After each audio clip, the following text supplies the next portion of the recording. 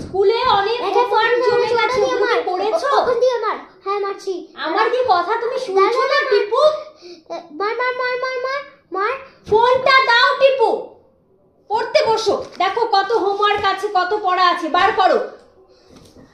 এত কিছু পড়া আগে জমে গেছে, এগুলো তো আগে একবার বলিসনি। তোমরাও তো জানতে চাও না। লেখ, এই নে, এখানে লেখ, এমনি লেখ।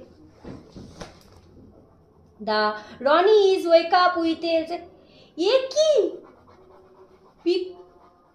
টিপু, তোর এই হ্যান্ডরাইটিং?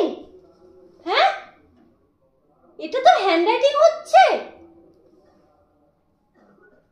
এটা কি করেছিস?